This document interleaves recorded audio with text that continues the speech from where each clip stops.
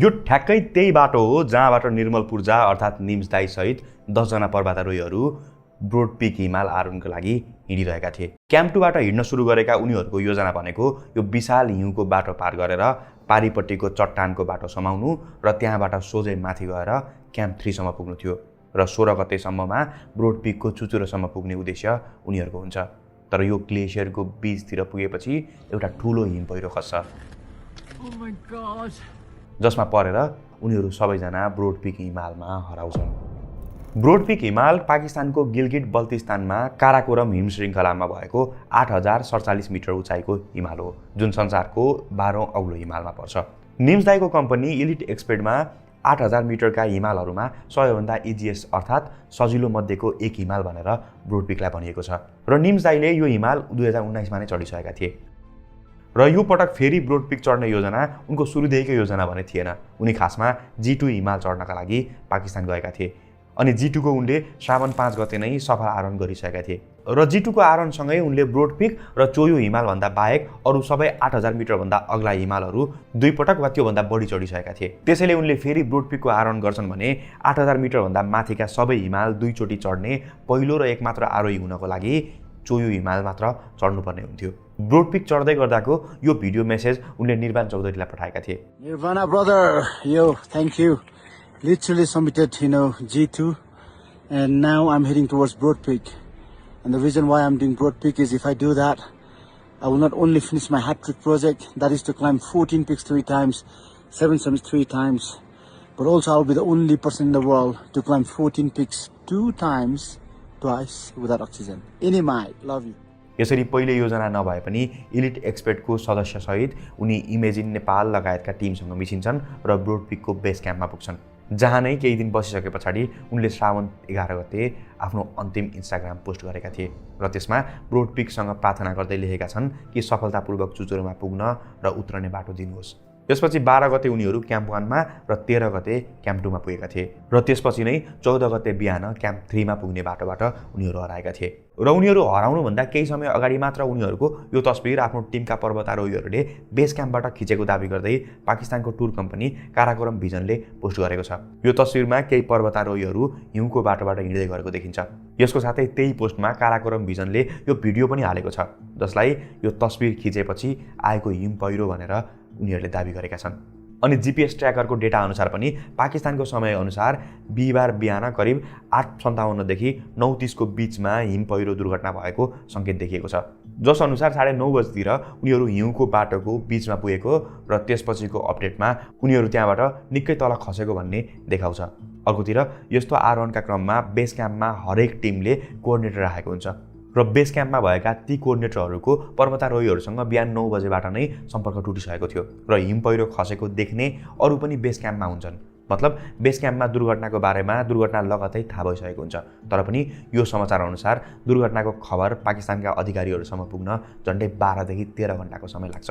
बल्तिस्तान कमिसनरको कार्यालयले जारी गरेको यो प्रेस रिलिजमा पनि रातको 8 बजे मात्र पर्वतारोहीहरू हिउँ पहिरोमा परेको खबर आएको भनेर लेखिएको छ। अनि नाइला कियानी जो पाकिस्तानको पर्वतारोही तथा अल्पाइन क्लब अफ पाकिस्तानको प्रवक्ता पनि छिन् उनले पनि आफूहरूले राति 10 बजे मात्र दुर्घटनाको खबर पाएको भनेर बताएकी छिन्।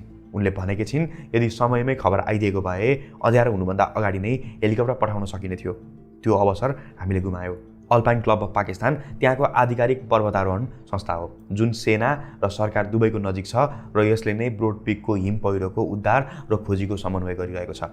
घटनाको बारेमा मध्यरातमा अल्पाइन क्लबले नै इन्स्टाग्राम पोस्ट गर्दै आधिकारिक रूपमा जानकारी गराउँछ जसमा कमेन्ट गर्दै क्लबको अध्यक्ष मेजर जेनरल इरफान अरशद खानले हेलिकप्टरबाट खोजी र उद्धार कार्य बिहानबाट सुरु हुने भनेर जानकारी गराउँछन् र शुक्रबार बिहान 8 बजेतिर रेस्क्यु टिम र आवश्यक उपकरण लिएर 2वटा हेलिकप्टर उड्छ। यसरी बिहीबार बिहान भएको घटनाको बारेमा उद्धार टोलीले नै राति अबेर मात्र थाहा पाएको थियो र उद्धार सुरु गर्दासम्म त घटना भएको करिब 24 घण्टा नै बितिसकेको हुन्छ। अब यो ढिलाइ हुनु स्वाभाविक होइन भन्ने कुरा त भन्न सकिन्छ किनभने 6000 मिटरको उचाइमा रातको समयको तापक्रम -20 डिग्रीसम्म झर्न सक्छ। यसले गर्दा यदि कोही हिम पहिरोबाट जीवित नै छ वा घाइते अवस्थामा छ भने पनि बाँच्ने सङ्घर्षलाई अझ चुनौतीपूर्ण बनाइदिन्छ। तर यसमा गल्ती कसको हो? किन सूचनाहरू सही समयमा पुगेन वा उद्धार समयमा हुन नसक्नुको कारण सूचना मात्रै हो कि अरू नै केही छ भन्ने कुरा म अहिले नै भन्न सक्दिनँ। तर 24 घण्टाको ढिलाइ धेरै लामो समय हो भन्ने त भन्न सकिन्छ नै, र यसको बारेमा धेरै कुराहरू त पछि हुने अनुसन्धानबाट पनि खुल्ने नै छ। तर शुक्रबार बिहानबाट जब उद्धार कार्य सुरु भयो तब भने पाकिस्तान र त्यहाँका उद्धारकर्ताहरूले देखाएको सक्रियता र साहसमा शङ्का गर्ने ठाउँ भने छैन। हिमालमा खोजी तथा रेस्क्यु अभियान चलाउनु निकै चुनौतीपूर्ण हुन्छ।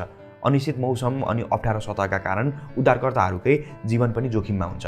यो जोखिम मोलेर बिहानबाट नै पाकिस्तानको टोलीको साथै वरिपरि हिमालमा रहेका नेपाली गाइडहरू पनि उद्धारको लागि ब्रोडपिकमा पुग्छन्। यता नेपालबाट निम्स दाईका साझेदार तथा साथी मिङमा डेभिड शेर्पा लगायतको टोली पनि उद्धारको लागि पाकिस्तान जाने तयारीमा हुन्छ। मिङमा डेभिड आफै पनि पर्वतारोही हुन् र हाई अल्टिट्युडमा हुने रेस्क्युको अनुभव भएको व्यक्ति हुन्। उनले पाकिस्तान उड्नुभन्दा अगाडि यो पोस्ट हाल्छन् जसले सबैको आशालाई अझै बढाइदिन्छ। यो अनुसार निम्स दाईको GPS घडीमा उनी हराएको करिब 22 घण्टापछि अचानक केही मुभमेन्टहरू देखेको थियो। डेभिडले स्ट्याटसमा लेखेका छन्, बिहान 6:15 बजेतिर मुभमेन्टको सङ्केत भएको देखिन्छ। उनी जीवित रहेको, होसमा रहेको र उद्धार पर्खिरहेको जस्तो लाग्छ। यो आशा दिने खबर थियो, तर त्यो साँच्चै नै निम्स दाईको मुभमेन्ट नै थियो कि टेक्निकल ग्लिच थियो भन्ने चाहिँ यकिन भन्न सक्ने अवस्था थिएन। आउनुहोस् किन भनेर यसलाई अझै मजाले बुझौँ। निम्स दाई लगायतका पर्वतारोहीहरूले प्राय गार्मिनको डिभाइसहरू लगाउँछन्। निम्स दाई र नादिरा लगायतको यस्तो डिभाइसले पाकिस्तानी समय बिहानको करिब 9 बजेतिर 6660 मिटरको उचाइमा यो क्षेत्रको लोकेसन देखाउँछ।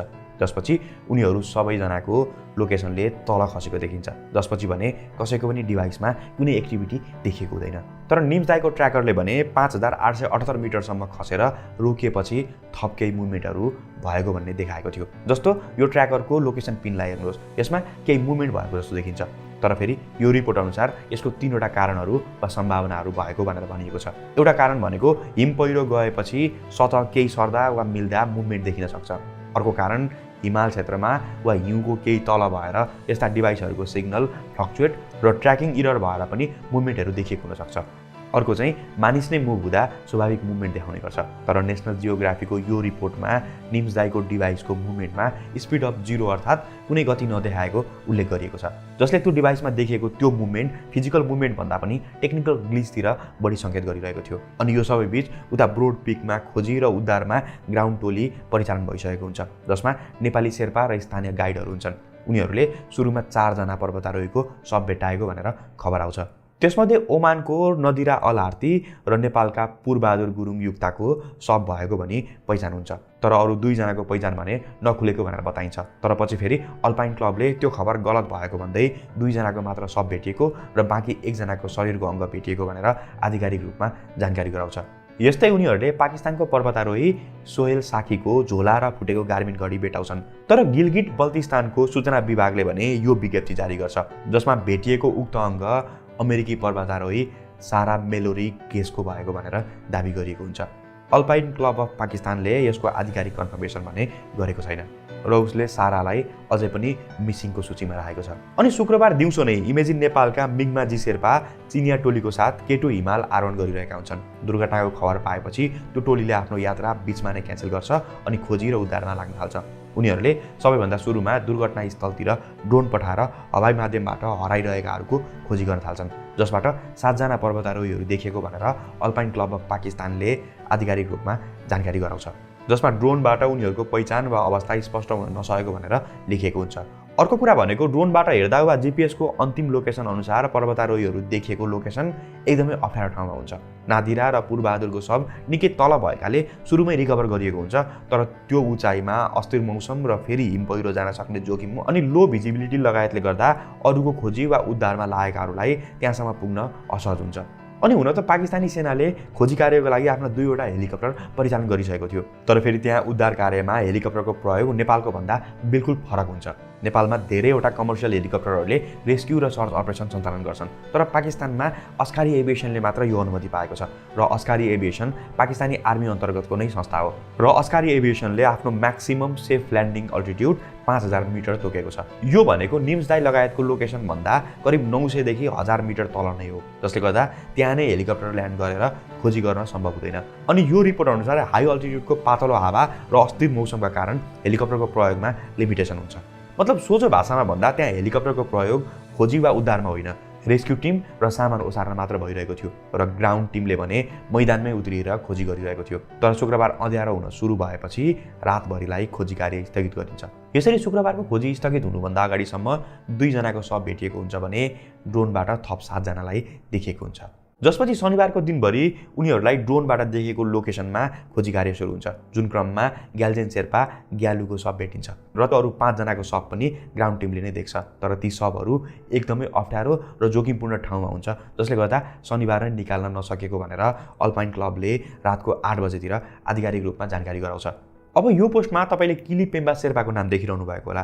सुरुमा अल्पाइन क्लबले उनको नै सब भेटिएको भनेर भनेको थियो, तर पछि यो अर्को पोस्ट गरेर क्लबले किलीको नभई ग्यालु शेर्पाको सब भएको भनेर अगाडिको जानकारीलाई सच्याएको थियो। यो सबै शनिबारको रात 8 बजेको कुरा थियो। तर फेरि शनिबार दिउँसो करिब 4 बजेतिर नै निम्स दाईको कम्पनी इलिट एक्सपर्ट लगायतले इन्स्टाग्राम पोस्ट मार्फत निम्स दाईको निधन भएको भनेर सार्वजनिक गरिसकेको हुन्छ। जसपछि नेपालका प्रधानमन्त्रीदेखि संसारभरका मानिसहरू उनीहरूलाई श्रद्धाञ्जली दिनेदेखि लिएर सबैतिरका मिडियाहरूले त्यो खबर प्रसारण गरेका थिए। तर खोजी टोलीले निम्स दाईको शवलाई आइतबार मात्र निकाल्न सक्छ। त्यो टोलीले निम्स दाईको सहित आइतबारको दिनभरिमा 4 जनाको शव फेला पार्छ, जुन शवहरू निमा शेर्पा, किली पेम्बा शेर्पा र चीनका वाङझोङको हुन्छ। साथै थप 1 जनाको शव अलि अग्लो स्थानमा देखिन्छ र त्यसलाई त्यही अवस्थामा निकाल्न नसकिने भनेर अल्पाइन क्लबले आफ्नो विज्ञप्तिमा लेख्छ।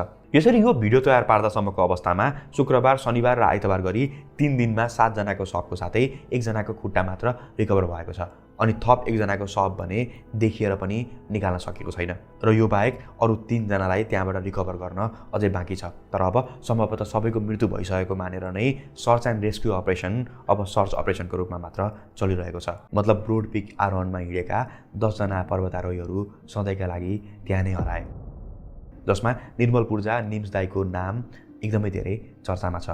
मगर समुदायबाट आएर पनि निम्स दाई अहिलेको समयमा सबैभन्दा चर्चित हिमाल आरोही बन्न सफल भए र हिमाल आरोहणदेखि साहसिक खेलहरूसम्मको उनको यात्रा कुनै रोमाञ्चक सिनेमाभन्दा कम छैन। किनभने हिमाल चढ्नुभन्दा अगाडि उनी ब्रिटिस लाउरे थिए। उनले सन् 2003मा ब्रिटिस आर्मीको स्पेशल बोट सर्भिसमा प्रवेश गरेका थिए अनि 2009मा उनी रोयल नेभीको स्पेशल फोर्स युनिटमा गए। 2012मा पहिलोपटक 6119 मिटर अग्लो नेपालको लोपुचे इस्ट माउन्टेन आरोहण गरेपछि उनमा हिमाल चढ्ने लत यसरी लाग्छ कि उनले आफ्नो जीवन नै यसमा समर्पित गर्छन्। सन् 2019मा 8000 मिटरभन्दा माथिका सबै 14वटा हिमालहरू 6 महिना 6 दिनभित्रमा सफल आरोहण गरेर उनले विश्व रेकर्ड पनि बनाए, जबकि त्योभन्दा अगाडि ती 14 हिमालहरू 7 वर्ष लगाएर चढेको रेकर्ड थियो। र यही क्रममा खिचिएको डकुमेन्ट्री 14 पिक्स नथिङ इज इम्पोसिबललाई नेटफ्लिक्सले प्रदर्शन गरेको थियो, जसले निम्स दाईलाई विश्वव्यापी रूपमा चर्चा दिएको थियो र यही चर्चाले उनलाई हिमाल आरोहणको विश्वासिलो नाममध्ये उभ्याउँछ।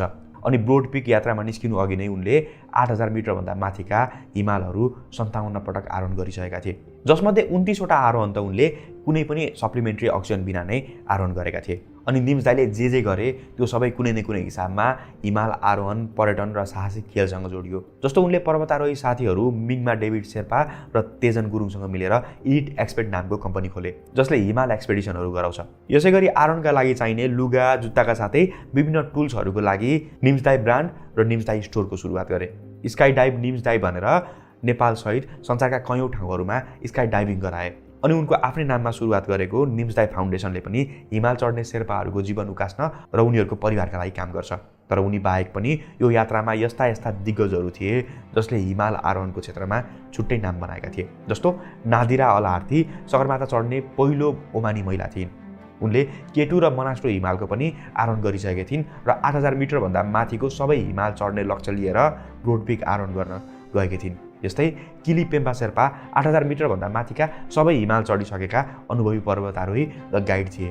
पूर्वबहादुर गुरुङ युक्ताले पनि 8000 मिटरभन्दा माथिका सबै 14वटा हिमाल चढ्न अब 2वटा हिमाल मात्र बाँकी थियो र उनी 10 पटकसम्म सगरमाथा आरोहण गर्ने गुरुङ समुदायको पहिलो व्यक्ति थिए। ग्याल्जेन शेर्पा ग्यालुले पनि एकै सिजनमा 3 पटक कञ्चनजङ्घा आरोहण गरेर Guinness book of world record बनाएका थिए र उनले सगरमाथा सहित संसारभरका अग्ला हिमालहरू आरोहण गरेका थिए। निमा शेर्पाले एकै सिजनमा 4वटा 8000 मिटरभन्दा माथिका हिमालहरू चढेका थिए। नवाङ थुन्डु शेर्पाले पनि सगरमाथा सहित मनास्लु, कञ्चनजङ्घा लगायतका हिमालहरूको आरोहण गरिसकेका थिए। पाकिस्तानका सोहेल साकीले पनि केटु, कञ्चनजङ्घादेखि नाङ्गा पर्वत लगायतको आरोहण गरिसकेका थिए। उनले कति हिमालहरू त सप्लिमेन्टल अक्सिजन बिना नै आरोहण गरेका थिए। अनि अमेरिकाकी मेलोडी गेस पहिलोपटक 8000 मिटरको हिमाल चढ्ने प्रयास गर्दै थिइन्, तर उनले त्यसभन्दा अगाडि साना साना हिमालहरू कयौँ पटक आरोहण गरिसकेकी थिइन् र हिमालप्रतिको लगावका कारण नै उनले आफ्नो व्यापार नै बेचेर हिमाल आरोहणमा लागेकी थिइन्। चीनका वाङ जोङले त 12वटा 8000 मिटरभन्दा अग्ला हिमालहरू आरोहण गरिसकेका थिए, जसमध्ये 6वटा हिमाल त उनले 2026मा नै चढेका थिए। उनी पनि 14वटा हिमाल नै चढ्ने लक्ष्यमा थिए। तर अब उनीहरू सबैका लागि ब्रोड पिक नै अन्तिम गन्तव्य बनिदिएको छ। तर यो बीच अरू केही यस्ता प्रश्नहरू भने उठाउनु नै पर्छ होला, जस्तो योभन्दा अगाडि नै मैले भनिसकेँ कि बिहिबारको दिन बिहानै हिम पहिरो दुर्घटना भए पनि उद्धार सुरु हुन 24 घण्टाभन्दा बढी समय लाग्यो। यो ढिलाइ किन भयो? अनि यति धेरै मानिसहरू हताहत भएको खबर तत्काल बेस क्याम्पमा थाहा भए पनि उद्धार गर्ने टोली र अधिकारीहरूसम्म पुग्न किन 13 घण्टाभन्दा बढी समय लाग्यो? र यदि यो सत्य हो भने बेस क्याम्पमा किन कुनै सरकारी अधिकारी वा लाइजन अफिसरहरू वा मिलिट्रीको उपस्थिति थिएन? यसमा अनुसन्धान हुनैपर्छ। र अर्को गम्भीर प्रश्न भने नेसनल जियोग्राफीको यो प्रश्नले उठाएको छ, जस अनुसार ब्रोड पिकमा जुलाई 18 देखि एकदमै तेज हावा र जुलाई 22 आसपासमा एकदमै ठुलो हिउँ परेको थियो, जसले गर्दा त्यहाँको मौसम प्रतिकूल भइरहेको थियो। नेसनल जियोग्राफीको रिपोर्ट अनुसार यही कारण धेरैवटा टोली त्यहाँबाट आफ्नो आरोहण क्यान्सल गरेर फर्किसकेको थियो। यसरी नै फर्किनेहरूमा थिए डेभिड क्लेन र इयान ओभरटन पनि। मौसम पूर्वानुमान सही नदेखेपछि उनीहरू जुलाई 25मा नै त्यहाँबाट फर्किएका थिए। तर निम्स दाई र उनको टिम मौसम सुधार हुने अपेक्षामा बसेका थिए। यसको बारेमा नेसनल जियोग्राफीमा लेखिएको छ, उनीहरूले त्यहीँ बस्ने निर्णय किन गरे यो स्पष्ट छैन, तर त्यसको नतिजा निकै घातक साबित भएको छ। यस्तै सोयल साखीका मेन्टर सामसन सिमोन सराफले पनि एक्सप्लोरर वेब्समा यो कमेन्ट गर्दै निकै गम्भीर कुरा उठाएका छन्। उनले K2, G1, G2 र ब्रोड पिक लगायतको हिमालहरू अहिले नै तयार भएको थिएन भनेर भनेका छन्। उनले हिमाल आरोहणमा हुने कमर्सियल कम्पिटिसन एकदमै टक्सिक भइसकेको भन्दै आरोप लगाएका छन् कि नयाँ रुटको नाटकले पनि अहिलेको ट्रेजेडीमा भूमिका खेलेको छ। अब हुन त यो दुर्घटना टार्न सकिन्थ्यो कि सकिँदैन थियो, त्यो कुरा गर्ने बेला होइन यो। गल्ती कसको थियो सायद त्यो खोज्ने बेला पनि होइन यो। त्यसैले अहिले नै यसमा धेरै कुरा गर्दिनँ, तर हामी आफै पनि हिमालले भरिएको देश भएकाले हामीले पनि यी गल्ती र कमजोरीहरूबाट सिक्न भने जरुरी छ। अनि हाम्रो सरकारले पनि यो घटनाको आफ्नै तहबाट अनुसन्धान गर्न जरुरी छ, ताकि भविष्यमा हुन सक्ने यस्ता सम्भावित दुर्घटनाहरू टार्न सकौँ, ताकि फेरि यसरी नै हामीले माया गरेका, हामीलाई हिम्मत र साहस दिने हाम्रा हिरोहरूलाई यति चाँडै यसरी नै गुमाउनु नपरोस्।